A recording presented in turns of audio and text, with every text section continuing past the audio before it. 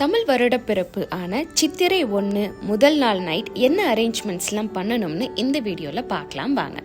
First ஒரு பிளேட்டில் அரிசி, பருப்பு, கொண்டக்கடலை, மஞ்சள், உப்பு, சர்க்கரையை எடுத்துக்கிட்டேன்.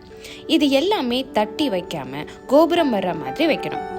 இது ஏன் வைக்கிறோம்னா வரப்போகிற புத்தாண்டில் இது எல்லாமே தட்டுப்பாடு இல்லாமல் கிடைக்கணும்னு ஒரு நம்பிக்கைக்காக வைக்கிறோம். அடுத்த ஒரு பிளேட்டில் பணம் எடுத்துக்கிட்டேன். நீங்கள் எந்த நாட்டில் இருந்தாலும் அந்த நாட்டோட பணம், காயின்ஸ் வச்சுக்கோங்க.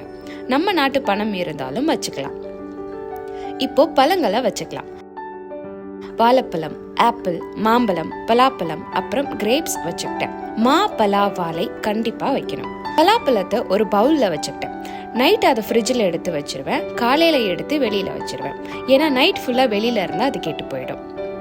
அடுத்து ஒரு நிறக்குடம் எடுத்து பூ போட்டு வச்சுக்கிட்டேன். இன்னொரு பிளேட்டில் வெத்தலை, பாக்கு, குங்குமம், மஞ்சள், மஞ்சக்கயிறு, கண்ணாடி வளையல வச்சுக்கிட்டேன்.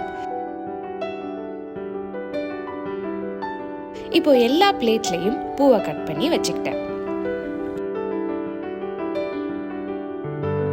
அடுத்து முக்கியமானது கண்ணாடி. நல்லா கிளீனா இருக்கிற கண்ணாடியை யூஸ் பண்ணுங்க.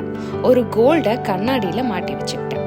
உங்ககிட்ட கோல்டில் எது இருந்தாலும் அதை கண்ணாடி கிட்ட வச்சுக்கோங்க. இப்போ இந்த கண்ணாடி வழியாக தான் நம்ம எல்லா பிளேட்டையும் பார்க்க போகிறோம். சித்திரை 1 அன்னைக்கு காலையில் எந்திரிச்சதும் இந்த கண்ணாடியில் ஃபஸ்ட்டு உங்கள் முகத்தை பாருங்கள். அப்புறம் அது வழியாக பணம், பழங்கள், அரிசி, பருப்பு, மஞ்சள், குங்குமம்னு எல்லாத்தையும் பாருங்கள். அப்புறம் குளிச்சுட்டு வந்து விளக்கு ஏற்றி பத்தி, சாம்பிராணி ஏற்றிக்கோங்க.